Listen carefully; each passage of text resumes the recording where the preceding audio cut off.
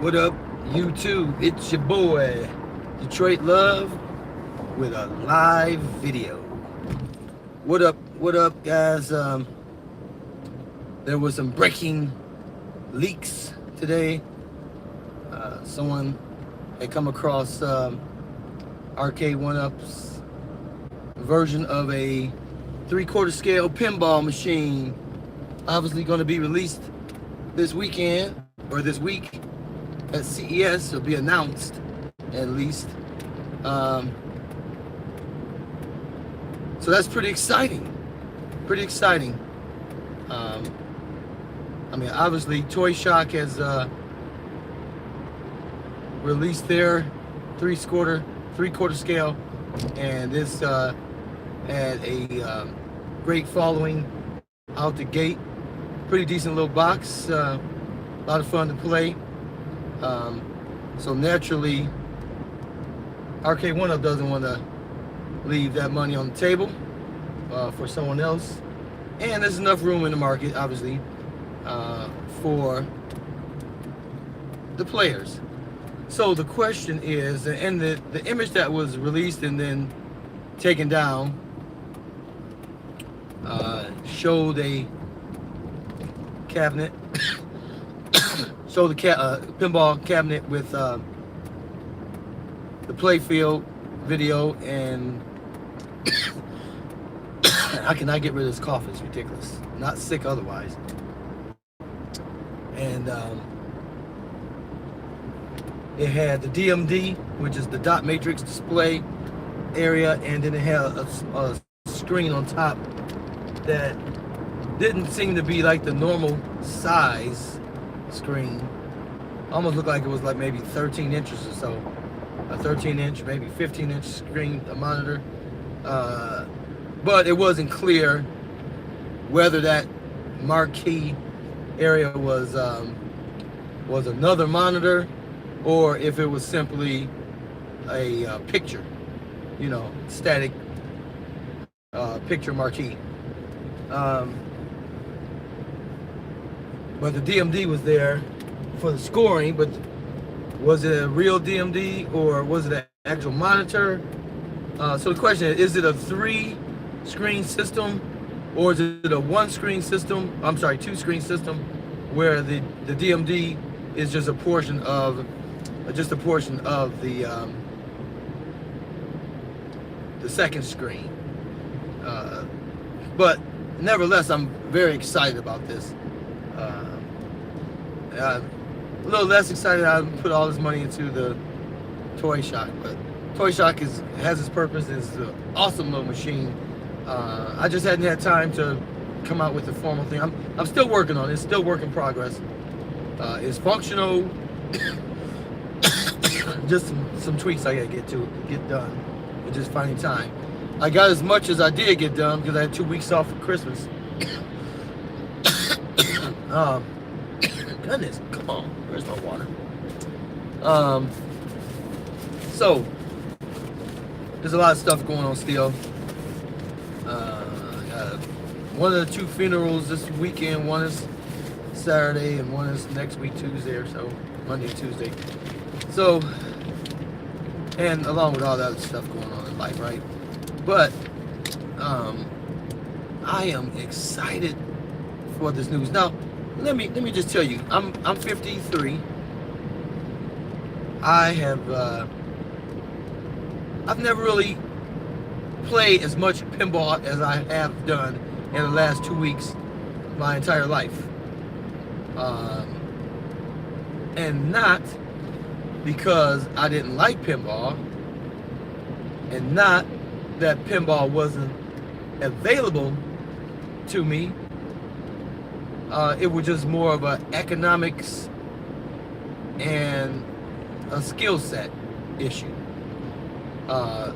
Those two together created a scenario where it didn't make sense for me to, you know, the quarters I had to play as a young elementary school kid were better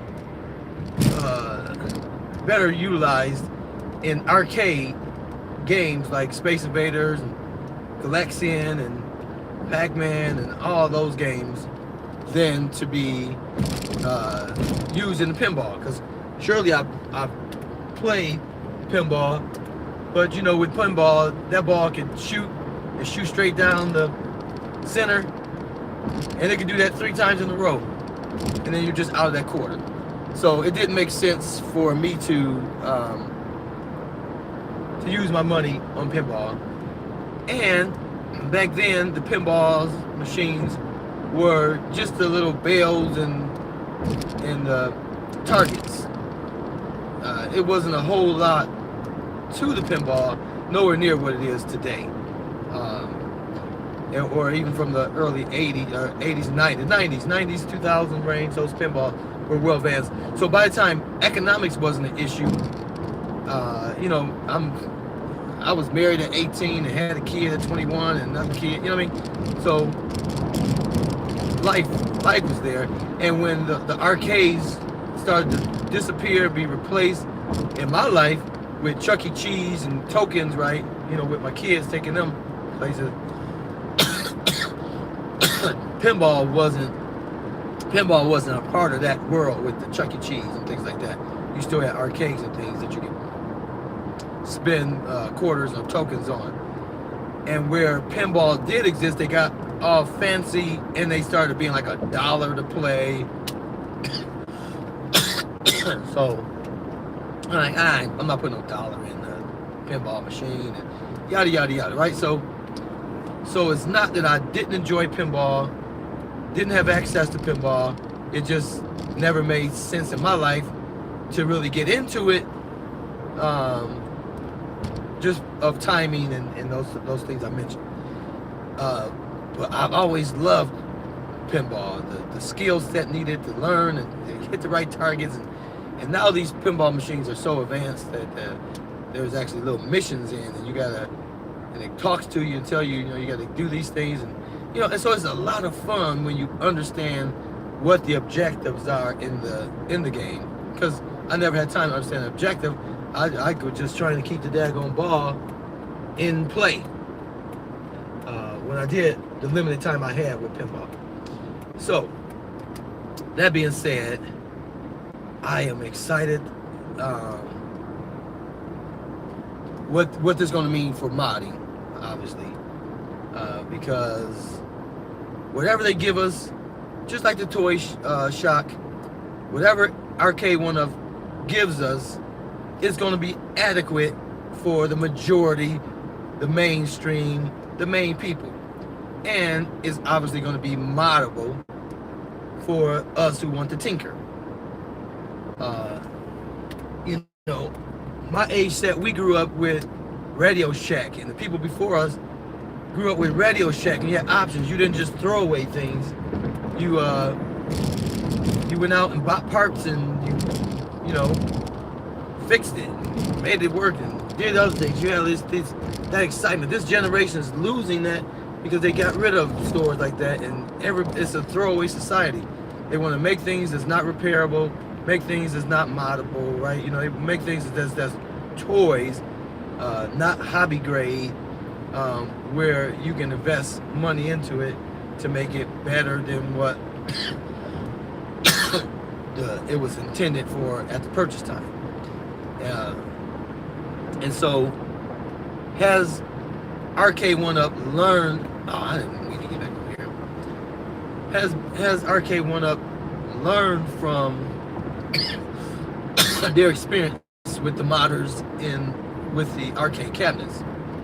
Yes, make a product available for the masses, but make it enjoyable for the modders, because the modders are going to sell your product. They're going to sell the product beyond the norm,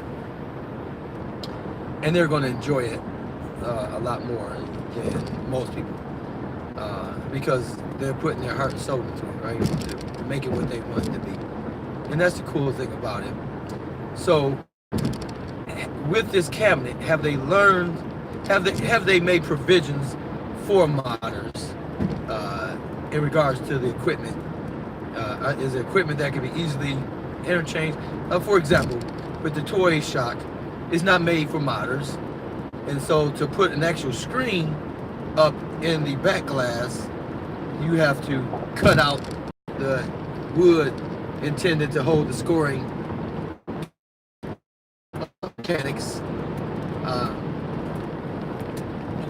You know, that's a skill set that's not gonna appeal to a lot of people who aren't handy and aren't don't have the tools, right? And it doesn't really allow for companies, third-party companies, to sell you replacement parts, because they're not going to sell you the whole back glass, section. So has Arcade1Up designed their back glass for that screen just to be removed and then replaced with another screen? That's the question. Or that one screen replaced with two screens, or yada yada yada. You know what I mean? So are they going to make it more mod friendly? And that's the question. Because again, the pinball machine, just like the arcade, the pinball cabinet, just like the arcade cabinet, it's just a empty box, right? There's less components in it than there is. There's more empty space in there than there are components to fill it. Because you have to make it a certain size for it to look like a pinball machine or look like an arcade machine, right? So it has to have a certain size, certain height, but the components are, pretty basic. Some buttons, a little computer, and the screen, right? And a few wires. So just a box. Now where Toyshock made it more challenging, one, with the back glass, having to cut that area out completely, and I did a heck job on mine. But the biggest thing was the cavity of the cabinet. They made it shorter inside than the outside is. So if you look at the side of the cabinet, it looks like it's, I don't know, 8 inches by 6 inches at the front end, whatever the dimensions are, I can't remember offhand. But the floor of that interior doesn't go all the way down to the bottom of that cabinet. It's above the halfway point. So that limits the space between the floor and the play field. So that limits what equipment can fit in there as replacement items for the mod. It restricts the height of those things. So hopefully with Arcade1Up, their floor is not, their interior space is not as tight. Hopefully there's more space there to allow the modded equipment to be installed. Because I've been looking to replace my 24-inch screen on the Toyshock to a 30 minimum, or 32. The problem with the 32 is the back glass would have to shift in order for that to fit. The problem with the 30 is a lot of the TVs and a lot of the monitors are so thick, and even when they try to make them thin, there's always a bulkier portion of it that has to exist for the components, the intelligence of the monitor or the TV, where you plug up your cords and the power cable and all that stuff. And so with the Toyshock being so restricted inside, there's only it's a certain thickness that you have to stay within in order to be able to put that monitor or TV in there. And definitely if you're going to put glass or tempered glass, or you're going to put Plexi over your TV. Because obviously you don't want to lay a TV or monitor down in there and not cover it with, in my opinion, glass. The Plexi yeah, I don't know. The glass is just a much better thing for the pinball. I know I dropped a screwdriver, pretty hefty screwdriver, onto the glass on my Toyshock, and it just bounced off without even a mark. You don't want something thin that would break. You don't want something plexi that might get damaged. And I'm leaning on it all the time, you know. But that's during the setup process. But so hopefully we have more space. Now with the picture that I saw of the Arcade1Up is it seemed like it was they didn't give the dimensions in that picture, but it looked like it was a 24-inch screen, which is, for the size, is okay, but a 30 or 32 is better, right? At least the Toyshock with that crazy bezel gives you the necessary space to make that screen bigger. With the arcade version, the Arcade1Up version, it doesn't appear that you're going to have that option to expand beyond the 24. You're just going to use the existing 24. Excuse me.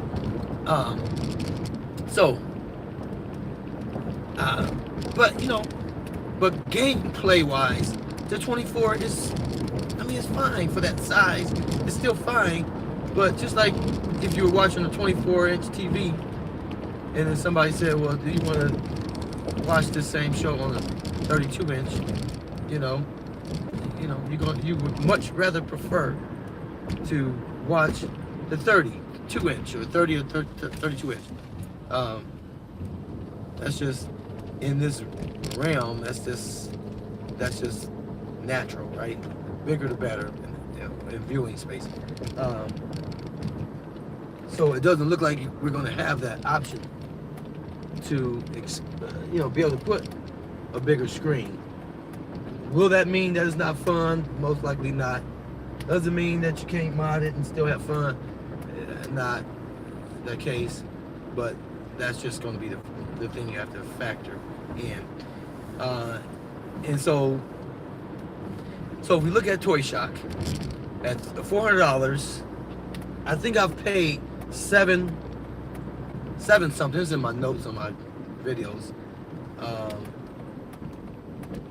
Paid 7 something, under $800 for a pretty awesome little machine. Arcade1Up, because of the DMD and if that's an additional screen, and I'm not sure what the computer is going to be in there, what it's going to be. Is it going to be like the Arcade1Up where it's going to give you, 4 to 6 games, and you're stuck with that, and you're going to have to take that out and put a real computer in to expand beyond it? Or is it going to be a computer, a motherboard that allows you to expand on it, sort of like the at games Legends cabinet? That's the other question that you have to consider. So what is their price for this cabinet? If it can't be $400, right? Because Toyshock has already created that price set for that amount of technology. So they're giving more technology per se, right? So it's going to have to be have to be more than $400. So it's probably going to be no less than $600. And if at $600 you have to do the same exact things that you have to put in for the Toyshock, then the question becomes, is it worth it? Now that's under $800 without the bigger monitor. So at minimum, that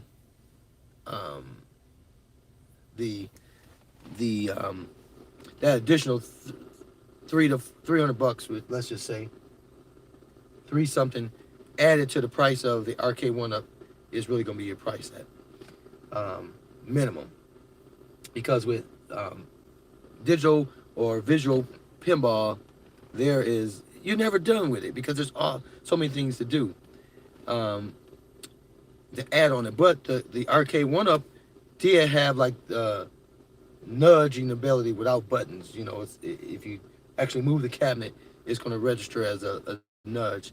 And I forget what else, but there was some better technology that's missing there in the Toyshock. But the question is, just like with the Toyshock had the plunger, but so far we haven't been able to use that plunger. So these new things on the Arcade1Up, will they be usable in the modded version, right? So it's great for the as-is cabinet, but will it assist in the mod? And that's the things we have to find out. But either way, it's pretty cool, because I tell you guys, no matter what your age set is, these tables are awesome to play. I'm not sure what Arcade1Up's tables are going to be. I imagine they're going to be more modern tables than what Toyshock, because the Toyshock tables are like early, mid 70s to, if they reached 80s, it's just barely.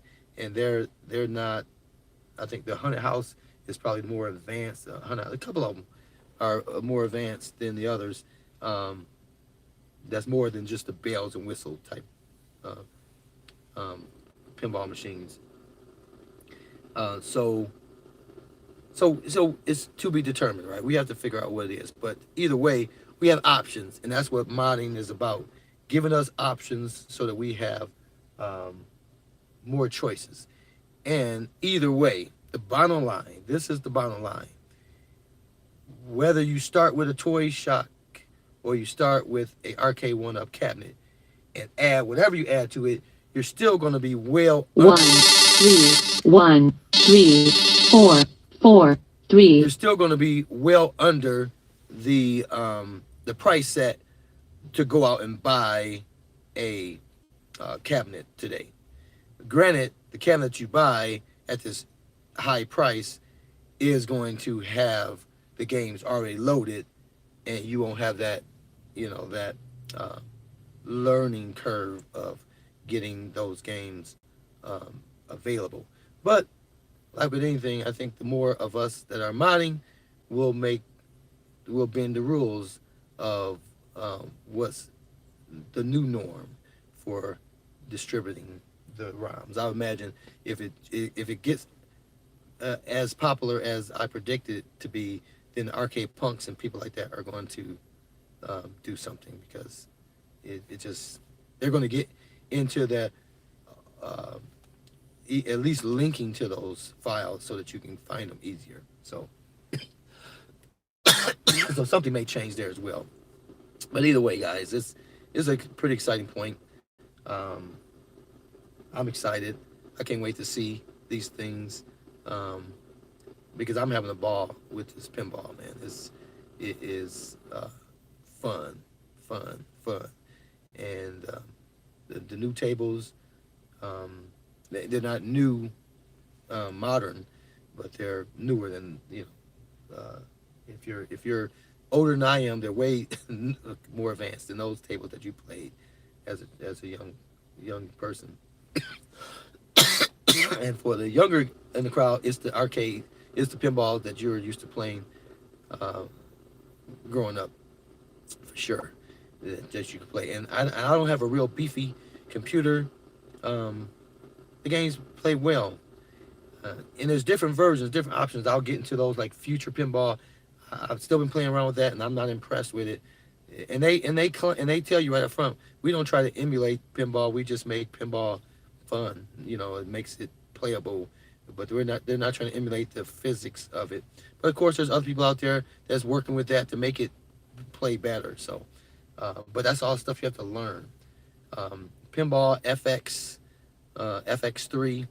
I purchased a couple of tables there, and getting the buttons to be registered in that software is a pain in the butt. You have to use some type of the third-party software to trick it so that it recognizes those buttons, which is ridiculous. And so you got to learn all that stuff. So that's why we have the channel, the Facebook, and this channel here. Whatever I learn, you guys know I'm going to be letting you guys know about it and try to break it down into layman's terms of what that what that stuff is. You know, yeah, because yeah, Bobby, yeah, we're all lazy, man, right? You know, we want to jump in and have the fun. You know, we want to be able to have fun at a more advanced level than what they're willing to sell us. And so I'll point references to the people that have already got tutorials out there. That's a little easier to understand. You know, you have to do that. And most likely we may be able to share some ROMs and things like that, because the stuff is there and it's freely available. It's just learning the terms. Like if you search on a table, you'll see FS, FSS, and I'm just now figuring that stuff out. And DS, like desktop version, and this is a full screen version, but the FSS is full screen, single screen. You know what I mean? So knowing what to get, you know, because you get a full screen, single screen, and then you don't have the back glass, and like, hey, what the heck's going on here? So it's just so much stuff to learn, to understand, to wade through all that garbage, and we'll get through that. But this thing's going on 26 minutes. You know, I always love to talk. I gotta get some gas too. But stay tuned. Some great times coming up. It's gonna cost us some money. We want to get our hands dirty. But we're gonna be able to have some great things, man. So, all right, guys. Thanks for watching. Thanks for tuning in. Thanks for the comments. I wasn't able to read most of them because I was driving most of the time. But until next time, guys, I'll see you on the web.